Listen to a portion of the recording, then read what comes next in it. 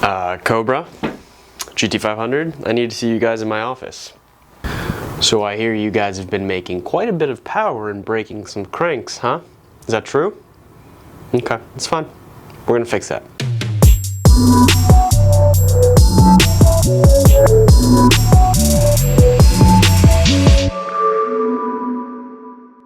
What's going on, guys? So today we're gonna be looking at the crank support brought to you by J2Fab.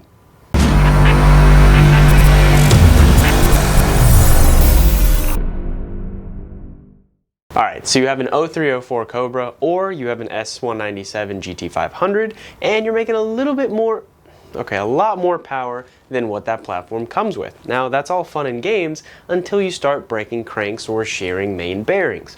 So what's this going to do? This is going to help prevent that. What you're going to do with the J2Fab crank support is it's going to relieve stress and prevent crank snapping on your motor.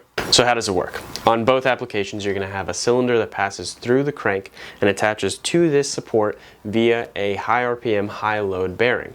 What that's going to do, you're going to attach it to the motor and it's going to stabilize the entire crank, not allowing it to move. That's it. It's that simple. That's literally it. So why would you want to install such a simple bracket system? Well, because you want to take the path of least resistance, not just financially on your wallet after you blow your motor and have to rebuild it, but mechanically on your crank so that it doesn't snap.